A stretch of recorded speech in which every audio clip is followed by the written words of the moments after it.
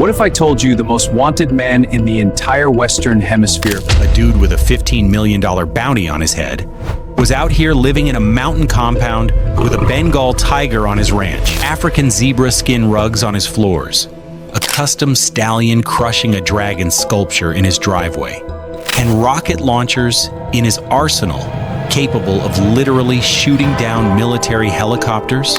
This is El Mencho, the boss of the Jalisco New Generation Cartel, the CJNG, and for years, authorities from two of the most powerful governments on Earth could not catch this man. Not because he was hiding in some broke-down shack eating beans. He was out here living like a Bond villain. Designer underwear, Ferragamo sunglasses sitting on the passenger seat of his armored truck like it was nothing, exotic animals, gold bars, his own dialysis machine, his own newspapers, over 100 Japanese restaurants. And then on February 22nd, 2026, it was over. The Mexican military, acting on U.S. intelligence, finally tracked him down to a luxury mountain compound in Tapalpa, Jalisco. A pre-dawn raid, helicopters descending from above, hours of gunfire. When the smoke cleared, El Mencho had been shot. Thoracic wounds, abdominal wounds, lower extremity trauma from gunshots. They airlifted him out, but he died at 10:30 in the morning while being flown to Mexico City. The death certificate is public, it's confirmed. The most wanted man in Mexico, the man with $50 billion in estimated cartel assets, died in the air, bleeding out from gunshot wounds on a government helicopter. And what he left behind at that compound? What authorities found in those cabins? That's what today's video is about. Gang, we are breaking down every single expensive item and possession that El Mencho owned. Things that most people have no idea about, and we're talking prices too, because the numbers on some of this stuff will genuinely shock you. From the items authorities found at his final hideout, to the seized assets worth hundreds of millions across multiple operations, this man's taste in possessions was on a level that most billionaires couldn't touch. And listen, we're not here to glorify any of this. What this man did, the fentanyl flooding the United States, the violence, the body count, none of that is cool. What this video is about is revealing the financial reality of what the cartel world produces, where that money goes, and how a man born into nothing built an empire so large that his death sent shockwaves through multiple countries. So let's get into it. Stay locked in, because some of the items we cover toward the end of this video are going to make you look at this whole story completely differently.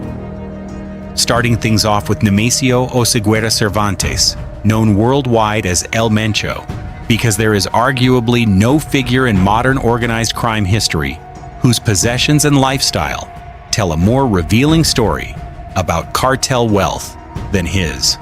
Born on July 17, 1966, in the rural community of Culotitlan in Aguililla, Michoacán, one of the poorest, most remote parts of Mexico, El Mencho grew up with absolutely nothing.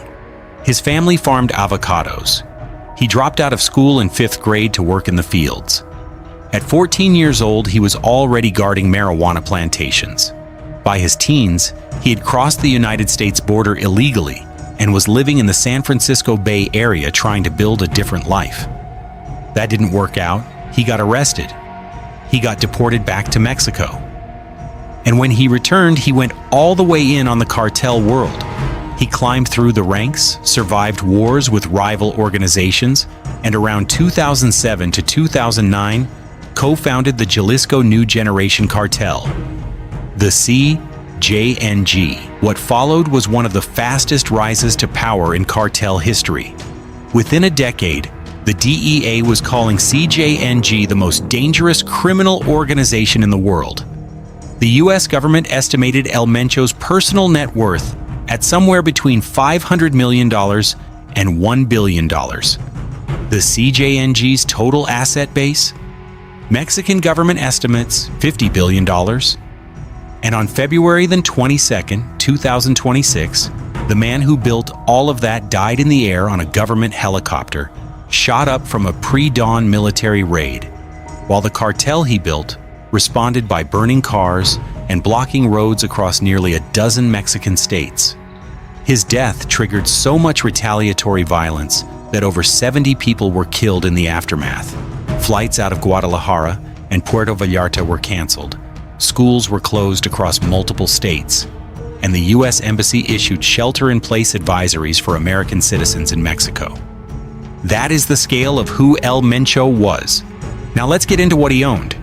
And real quick before we keep rolling, hit that subscribe button because we got more cartel deep dives coming that you are not going to want to miss. Now let's go. Starting with something that at first might seem random, but is actually one of the most revealing items on this entire list: the custom sculpture at the entrance of his final compound. When journalists from the Los Angeles Times accessed the Tapalpa hideout after the raid, the main house featured an elaborate sculpture of a stallion trampling a dragon, positioned in the roundabout at the front of the property. Not a garden decoration. A large-scale commissioned art piece, the kind you'd see at the entrance of a government building or a luxury estate. Let's talk money. Custom large-scale bronze sculptures run anywhere from $30,000 to over $200,000 for something truly elaborate with fine detail work. And that's before transportation costs to a remote mountain compound in the mountains of Jalisco. But the real story here isn't the price, it's the symbolism. El Mencho was a man who thought deliberately about his image. The stallion is one of the most powerful symbols in Mexican narco culture.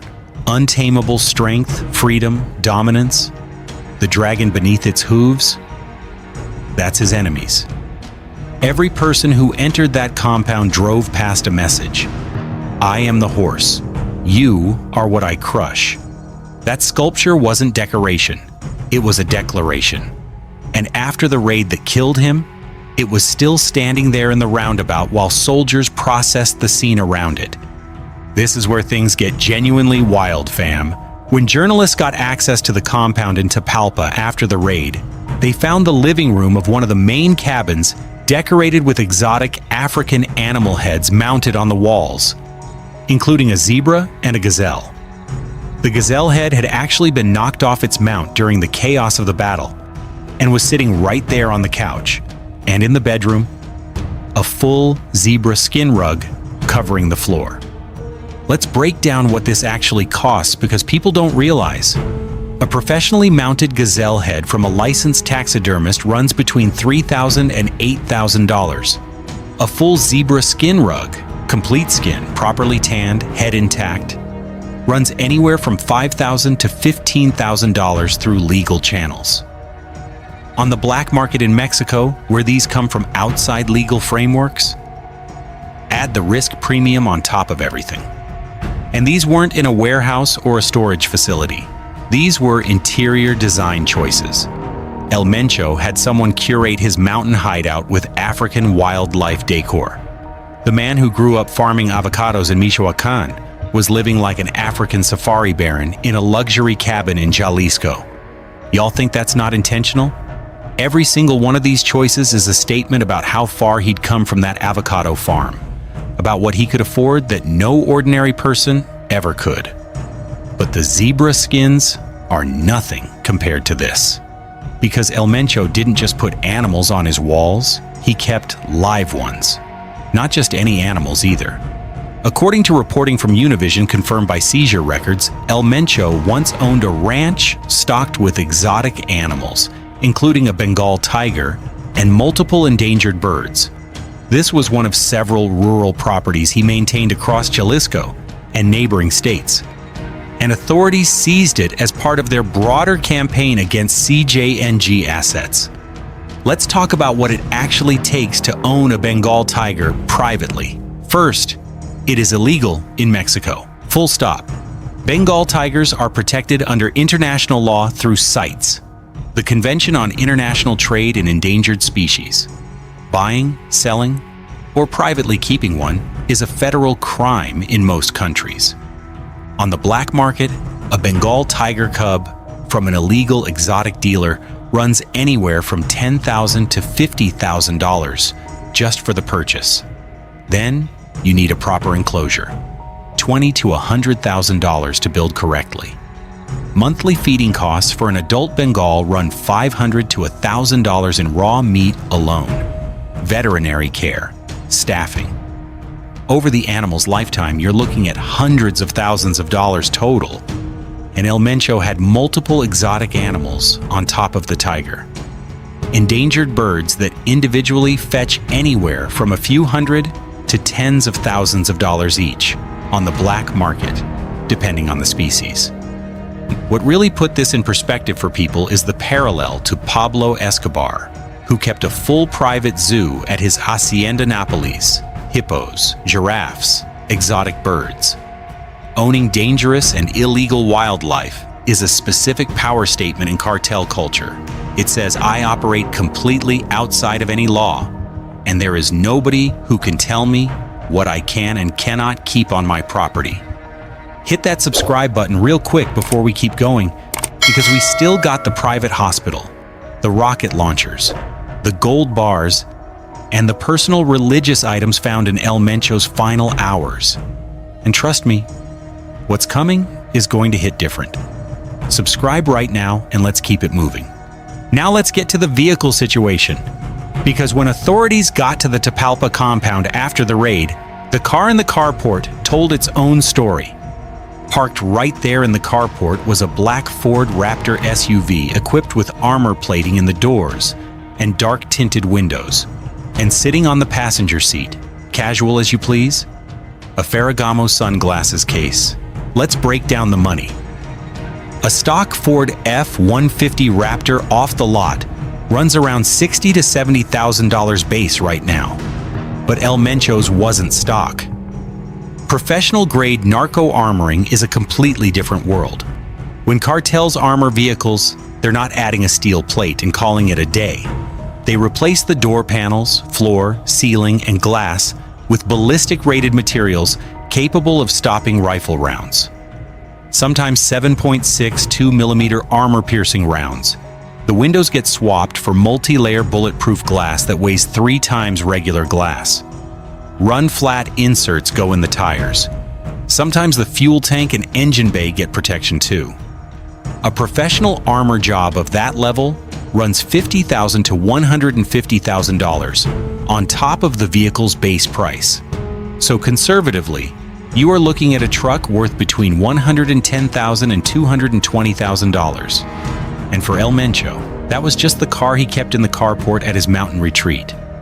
Not his only vehicle, just the one he had that day. Let's give the Ferragamo their own moment, because this detail says everything about how El Mencho moved day to day. Salvatore Ferragamo is one of the oldest luxury fashion houses in the world. Founded in Florence, Italy in 1927. Built its reputation supplying custom shoes and accessories to Hollywood royalty. Audrey Hepburn, Sophia Loren, the Duke of Windsor. Today their sunglasses run between $300 and $700 standard. Premium and limited editions push past $1,000. Now that's not the most insane price on this list, but here's the context that makes it significant. This was found in the truck of a man who was supposedly living as a hunted fugitive, hiding from 2 governments and the most sophisticated intelligence networks in the Western Hemisphere. The man had a $15 million bounty on his head, and he was wearing Ferragamo sunglasses looking out the window of his armored truck like it was Tuesday. That is not someone roughing it. That is someone who refused to let being the world's most wanted fugitive interfere with his personal aesthetic. And while we're on personal clothing, this is the detail that made international headlines after the raid, because it was so specific that journalists couldn't not report it. When the raid went down and El Mencho's security detail fled in chaos, clothing and personal items were scattered across the ground. Right there on the path from the compound, next to a tactical gun belt. A pair of Christian Dior underwear, left behind in the scramble. Christian Dior, one of the most iconic luxury houses on earth, founded in Paris in 1946. A single pair of Dior underwear runs anywhere from $80 to $250 per pair. On the surface, that might not sound like the biggest flex on this list, but here's what makes it significant. This wasn't special occasion clothing. This wasn't something he put on for a meeting or a party. This was his regular, everyday underwear, the baseline of his personal wardrobe. The man who grew up in 5th grade dropout poverty in rural Michoacán had made Christian Dior his default standard for the most basic article of clothing a person owns. The detail went viral internationally after the raid and became a symbol for the whole El Mencho story. A man who came from absolute zero and built a criminal empire so large that luxury fashion became his everyday normal. Now let's move from the personal items to the financial instruments, because this is where the real money starts showing itself. Among the assets seized and linked to El Mencho and the CJNG over the years, authorities discovered gold bars being used as a primary money laundering vehicle. This is a practice that goes back centuries, but became standard in modern cartel operations for a very specific reason. Here is how the scheme works. You have hundreds of millions of dollars in drug cash, physical currency that cannot be deposited in a bank without immediately triggering a federal investigation. So you convert it. You use the cash to buy gold through informal and black market dealers. Gold is a globally recognized commodity, and crucially, once it's melted down and recast, it's essentially untraceable. No serial number, no origin mark, just a bar of pure gold. You then sell that gold through legitimate precious metals brokers or refineries, and the money that comes back is clean. It came from a gold sale. It's documented. It looks legal. A standard 400 troy ounce gold bar, the kind you see in movies, is worth approximately $1.3 million at current gold prices per bar. Authorities linked multiple gold bars to El Mencho's operation across multiple seizures. Even conservatively, at 5 bars, that's $6.5 million in physical gold sitting around being used as a laundry machine. But the real scale of the gold operation is revealed when you zoom out to the CJNG's estimated $50 billion total asset base. The gold was just one cog in a financial machine that dwarfed most Fortune 500 companies. But no item on this entire list reveals more about El Mencho, his situation, his vulnerabilities, his paranoia, and his financial power than his personal medical setup. And this item is what ultimately contributed to his death. So pay attention to this one. El Mencho suffered from late-stage kidney disease. This is not a condition you manage with pills. At that stage, your kidneys are no longer functioning and you need dialysis, a machine that filters your blood, typically 3 times per week, several hours per session, for the rest of your life or until a transplant. For a normal person, that means going to a clinic or hospital 3 times a week, every week. For El Mencho, the most wanted man in Mexico with a $15 million bounty on his head, any hospital was a death trap. Any doctor who recognized him was a potential informant. Any medical record was a paper trail. So he did what only someone with essentially unlimited illegal money could do. He brought the hospital to himself. Mexican authorities confirmed that El Mencho had a full private medical facility constructed in the rural community of El Alcihuatl in Villa Purificación, Jalisco, built specifically for his personal use.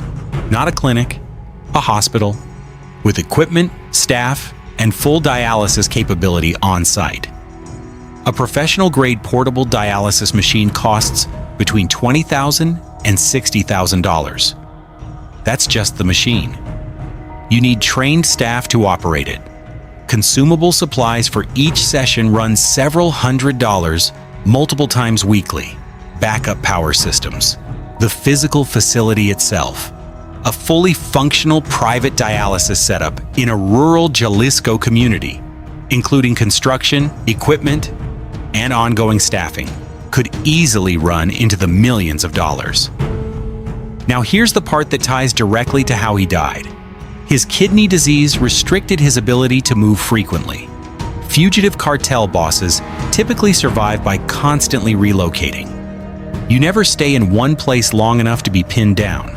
But when you need dialysis 3 times a week at a fixed location, your movement patterns become predictable. According to sources close to the operation, intelligence linked to one of El Mencho's romantic partners led authorities to the Tapalpa compound, a location he couldn't leave as freely as he might have otherwise due to his medical condition. The private hospital he built to keep himself alive was, in a sense, part of the chain of circumstances that led to his death. Item 9. The Fighting Roosters. Now let's talk about something that sounds like a simple hobby, but is one of the most layered status symbols in Mexican narco culture. El Mencho carried a second nickname throughout the cartel world: El Señor de los Gallos, the Lord of the Roosters.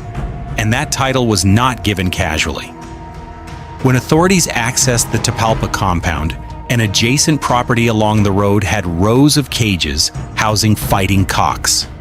A full collection. And this was not the first time El Mencho's cockfighting operation appeared in law enforcement intelligence. It had been documented for years across multiple properties.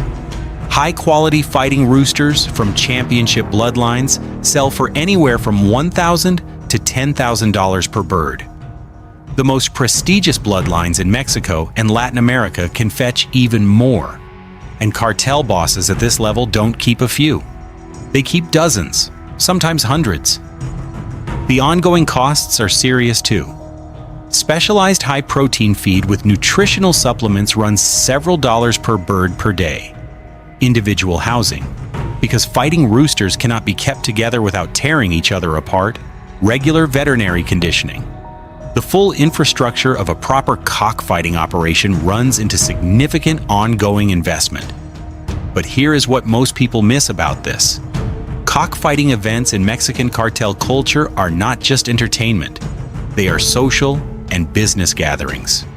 When El Mencho hosted a cockfighting event at one of his ranches, it was essentially a cartel summit, in a controlled environment where everyone felt comfortable, where the security presence felt natural, where business got done between bouts, and money changed hands, and alliances were cemented.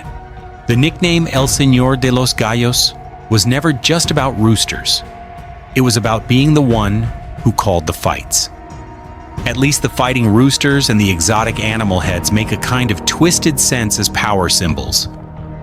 But what was found in El Mencho's final hideout that genuinely surprised journalists and observers wasn't any of the luxury items. It was the religious artifacts. Inside the cabin where El Mencho spent his final hours, 2 specific religious items were found.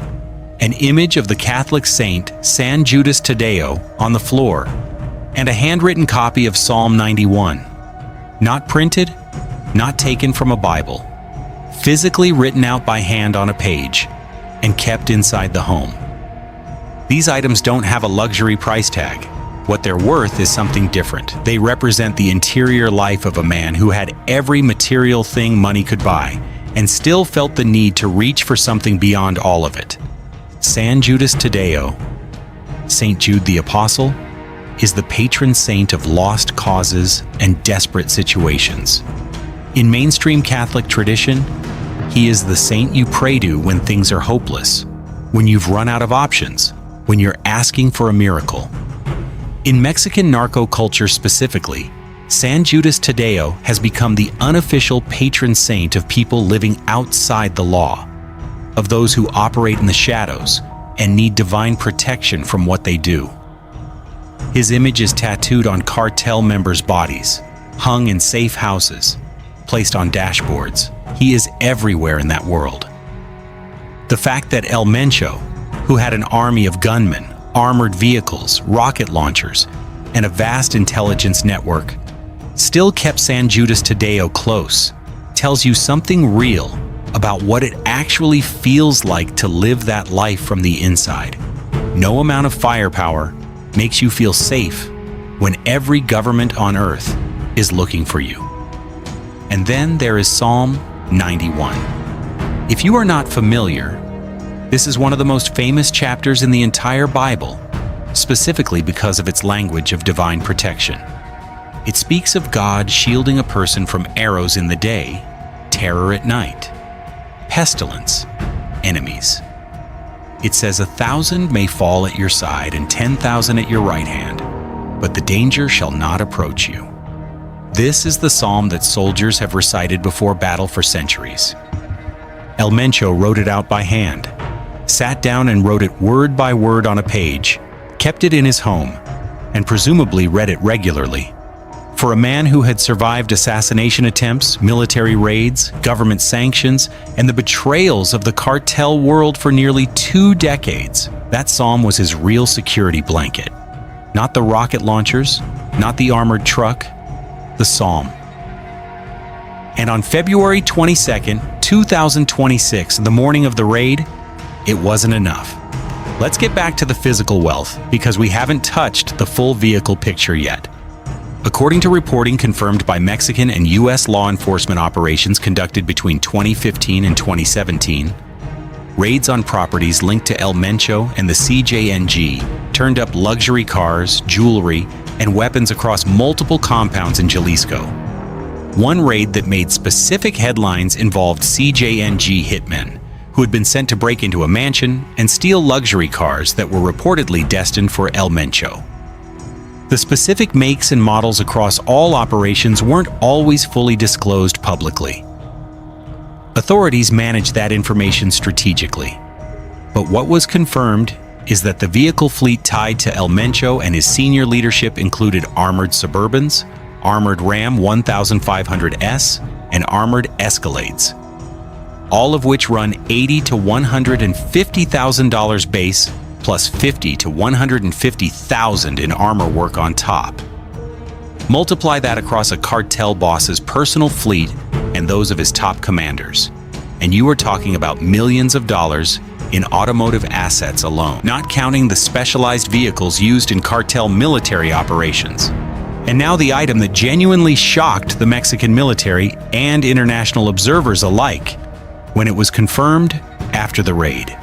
Among the weapons seized at the Tapalpa compound during the operation that killed El Mencho, the Mexican Defense Ministry publicly confirmed the recovery of rocket launchers, described specifically as capable of shooting down aircraft and destroying armored vehicles, military-grade anti-aircraft, anti-armor weapon systems. Let's be clear about what that is. These are not rifles, not handguns, not even standard military carbines. These are the kind of weapons militaries use to take out tanks, armored personnel carriers, and low-flying aircraft. The CJNG had already demonstrated they would actually use weapons like this. They had shot down military helicopters in real engagements with Mexican security forces in prior years. On the black market, military-grade rocket launcher systems run anywhere from $15,000 for older Eastern European surplus to over $100,000 for more modern systems. And El Mencho wasn't keeping one.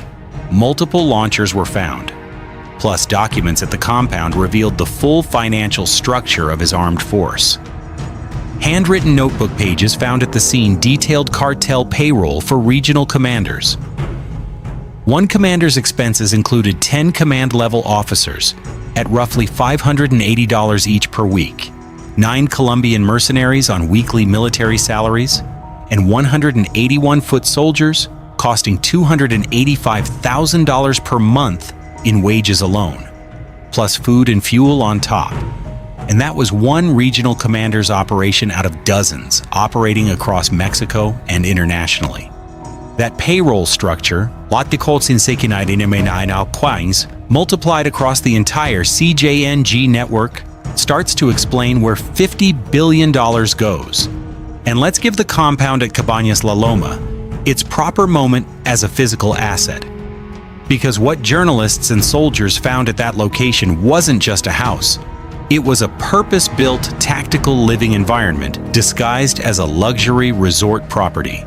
7 upscale cabins positioned on a steep pine-covered hillside in Tapalpa, a premium mountain tourist destination in Jalisco. The compound sat inside or adjacent to the Tapalpa Country Club residential development, a gated luxury estate normally rented to wealthy tourists. El Mencho had effectively embedded himself inside a legitimate high-end vacation community, using the foot traffic of a tourist area as natural cover. The positioning on the steep hillside meant his security detail could observe any ground approach from miles away. The surrounding forest provided aerial concealment. The only road in was a long, narrow, bumpy path designed to slow any ground assault. The Mexican commandos bypassed all of it by coming from above in helicopters. The element of surprise only achievable because they had U.S. drone intelligence mapping the location first.